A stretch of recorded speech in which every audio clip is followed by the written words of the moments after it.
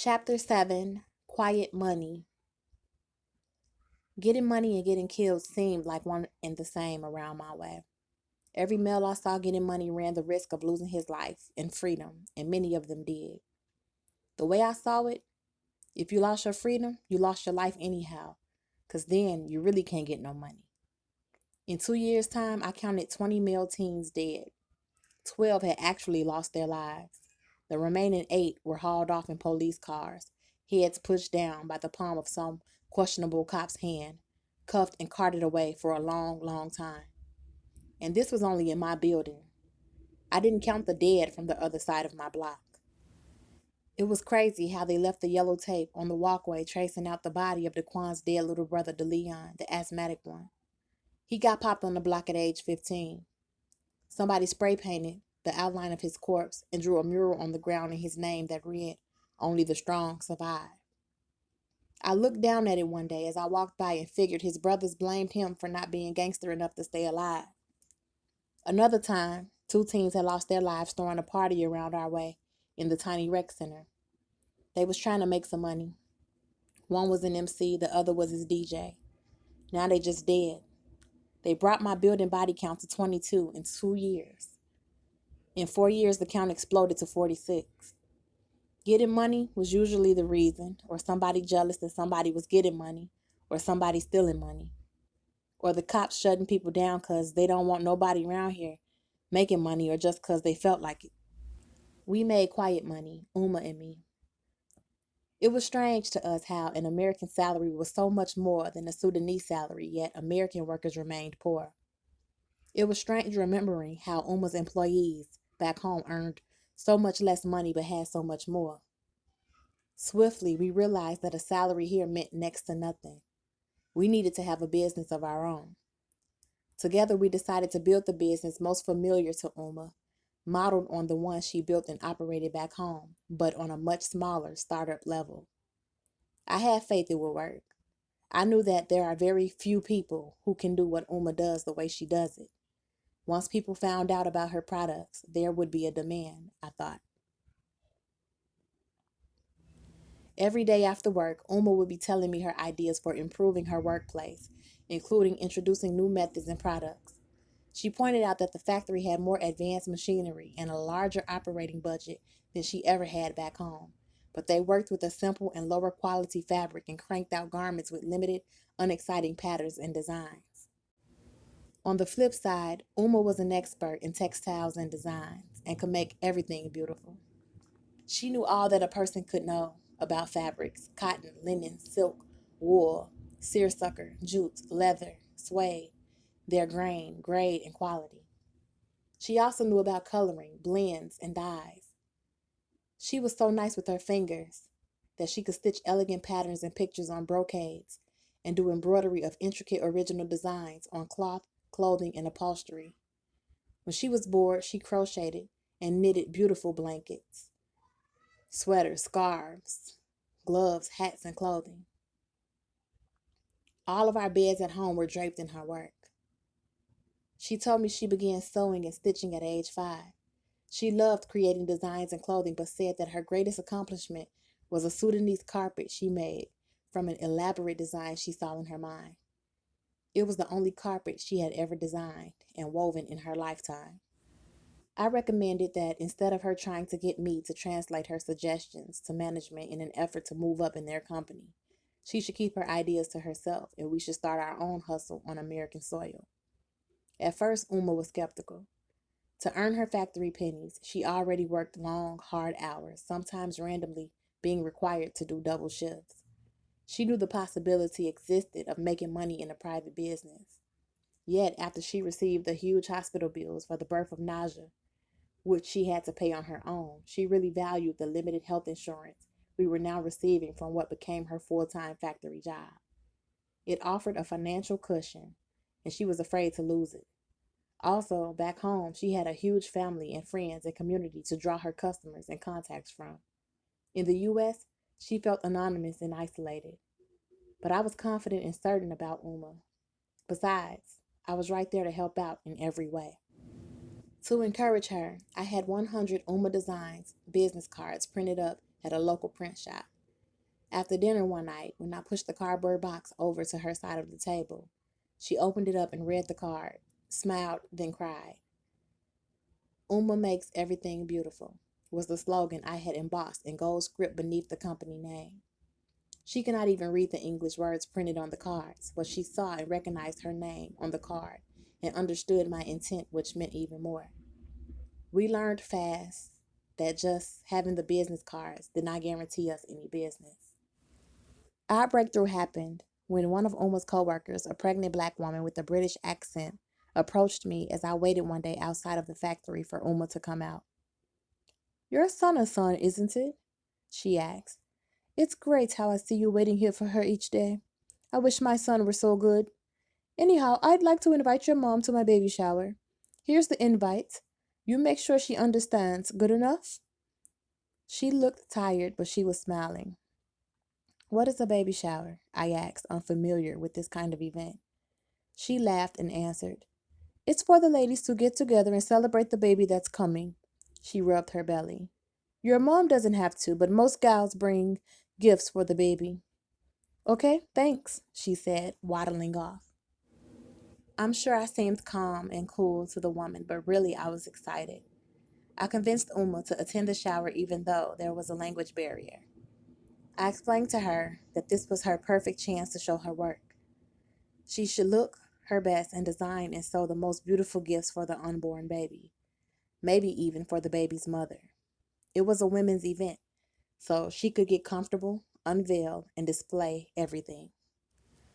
I was positive the women would all admire Uma and everything she wore and made. Meanwhile, as the women exited the shower, I would be seated right outside with the business cards, pen and paper in hand, ready to catch our first customer's orders. On the way to the shower, packed tightly in the back seat of the Brooklyn taxi cab, I pulled out 7 of my mother's gold bangles, her exquisite jewelry that we usually kept stored away. I placed each one on her right wrist as she caressed Naja with her free hand. The driver jammed on both the gas pedal and then his brakes, dodging traffic. Instead of Uma speaking to me, she was thinking to herself. I knew an emotion stirred in her because she had not worn jewelry since we lived in America. She no longer saw the need to decorate herself since she was out of the presence of my father. Today, however, underneath the beautiful cloth of her thobe, she wore a handmade dress with amazing embroidery stitched from the neckline to the hemline. She carried Naja in a handmade satchel with embroidery that complemented her dress. Before stepping out of the cab, I helped her slip out of her flat walking shoes into a pair of gold leather heels. She had not worn these either while living in America, but I selected them especially for this day. I carried the gifts in one shopping bag and her samples in the other. We ended up walking up 8 flights of stairs because the elevator in the woman's building was broken. I got worried that maybe these women wouldn't have the money to order anything. Then I pushed the thought out of my head because in my building, all the broke people dressed the best. I handed the woman the shopping bag stuffed with gifts. She screamed in delight, "Bloody God, you shouldn't have." I didn't understand her comment. I handed Uma the other shopping bag and said in Arabic, "I'll be waiting outside here until you're finished." The woman invited me to stay as she saw me leaving. I thanked her and left anyway. 4 or 5 hours later, the women one by one slowly exited the shower. They were all smiling and upbeat. I handed each of them our business card, explaining that Uma made everything by hand, and if they wanted to place an order, they could call the telephone number on the card. About 8 of the women must have been the British lady's friends and relatives because I did not recognize them from the factory. Meanwhile, I told Uma's co-workers they could also speak their order to me any weekday after work when I came to meet Uma. When Uma finally came out, the British hostess and a small group of ladies were each thanking and hugging her and showering Naja with compliments and attention. It was the first time there wasn't the formalities and distance between them that there was at the factory where Uma stayed covered and veiled and unusual because of the male presence. Now they had all seen Uma, the elegant woman, her face kissed by Allah, her beautiful hands that made beautiful clothing, her authentic jewels, and her very calm and lovable baby girl. The bottom line was the coworkers were all used to seeing one another. Seeing really seeing her today for the first time, was a highlight. I could tell that they had all been affected, especially by her genuine, warm, pretty smile. I carried Uma's first American Singer sewing machine to our apartment from a used appliance shop. I took her shopping in Manhattan's Garments District and carried her newly purchased supplies. I received our first customer orders that same week. There were women who ordered the exact same blanket that your mother crocheted for the baby. The same beautiful dress your mother wore to the baby shower, but in my size. 10 of those baby satchels, but in a variety of solid colors, so I can sell them to my friends. Something unique for my niece. I like the way your mother designed the clothes for the baby. It was so personal. Now Uma realized that most of her coworkers could work the machinery at the factory, but really did not have magical fingers like she did. If they did, would they get so pumped up on the items she made that they were willing to part with their hard-earned bucks? Everyone communicated their orders to me. I established the rates and requested and collected the deposits. I even hooked some ladies up once they explained their concept of layaway. When their items were completed, I delivered them and collected the balance. I became known for my good manners, nice way of talking, for being on time, honest, and reliable. All of the customers were women, although some were ordering items for men. They expressed their gratitude to me by offering tips. Tips were small, but they added up. On the American holidays, my tips doubled because customers tended to spend like crazy. Eventually, customers began phoning who were friends of coworkers. I brought an answering machine to keep all the orders organized. I put my voice on the greeting and sometimes bugged out on the various accents, requests, and types of messages when I played them back at night in my room. I also ordered a second phone line to be installed for Uma's personal use. We never told anyone our home address. It was not on the business card. If special measurements had to be taken, which was unusual, we would make an appointment and show up to the customer's place. We purposely never advertised or solicited any customers in our own neighborhood or building. We kept our money quiet. Nobody knew we got it or how we got it.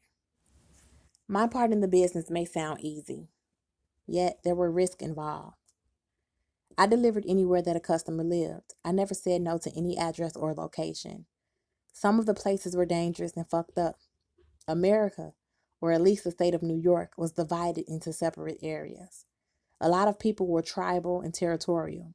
Some fools seemed to believe that if you weren't from a certain area, you couldn't enter or walk through that area. Some people thought their buildings were off limits. Some people believed that kids were easy targets, like the two guys who hid in the corners down in the subway, then came at me from two sides, surprising me, then jamming me in the turnstile. They didn't get nothing. I dropped down and rolled out. In just the borough of Brooklyn, you could get hemmed up by American youth or angry mobs of young whites and sometimes even their parents. You could get chased out by territorial and suspicious Jews who sometimes had their own private patrols and community rules. Even some of the real religious ones considered their neighborhoods exclusive. I handled all of that in the other boroughs as well. I had to keep the product nice, neat, and in the same condition that Uma packaged it in. I purchased a high-end North Face backpack from Paragon, a sporting goods and mountain gear boutique in Manhattan. I also brought garment bags in bulk from the garment district to use when the orders were large. I made sure I expressed our appreciation to each customer and even provided handwritten receipts. I kept my 22 on me to defend our profits. Uma sewed deep pockets into my jeans and khakis, jackets, and coats. She did it because I asked her to. I asked her to so I could carefully conceal my joint plus my knives. She knew I had weapons. Where we are from, a man is supposed to be armed to defend his family. She never tried to be an obstacle to my manhood. Even when I showed up with wounds, cuts, or bruises, she just cleaned them up and asked no questions, the same way she related to my father. Uma opened her first bank account with my translation assistance. We placed half of her cash in the bank. We hid 1/4 of the cash in the secret location just in case. I kept 1/4 of the cash in my room for business operating costs, like extra supplies and transportation fees, or the phone bill and such. My tips were a separate matter. I started storing them in tin cans that used to hold tea leaves. After filling 8 of them, I had to upgrade to huge coin jars, which I filled and placed in the back of my clothing closet. Pennies, nickels, dimes, quarters, all in their own jars. I marked each jar as it filled up to keep the count. Small tips were adding up. Inside of each of my volumes of The Amazing Adventures of Akbar, I kept my clean, double-digit paper dollars, neatly arranged and pressed. As time pushed on, Uma upgraded our business in several ways. We developed a much bigger client list of paying customers who had nothing to do with the factory where she worked. Through word of mouth, or should I say, the precision of her skills in making women dress and feel better, she received a big order from one woman who wanted Uma to design everything she wore. The woman had deep pockets and never haggled about our mushrooming prices. She attracted a few wealthy friends of hers to our business, but never allowed us to meet them. She made their orders run through her. With more money to invest back into the business, I improved our packaging to make the products more appealing. Uma introduced colorful tissue papers for wrapping each item. Some solid, some fluorescent, some paisley, all interesting and different. She added a line of scented clothing, using a tradition from back home in the Sudan where women draped their cloths in a closed-in room where homemade incense was burning, making everything they wore smell delicious and leaving an alluring trail wherever they went. Slowly and carefully, Uma began making her secret homemade perfume potions and placing them in small crystal bottles for sale to exclusive customers and as a gift to returning customers who spent more than $300 with each order. I was impressed with her and completely dedicated. Everything that she did naturally as a woman was saving our family. She was my father's private treasure and wife, and people were willing to pay to get even a small item that she touched up, or an ounce of her everyday aroma, or a duplicate of her personal style, or anything that resembled her elegance.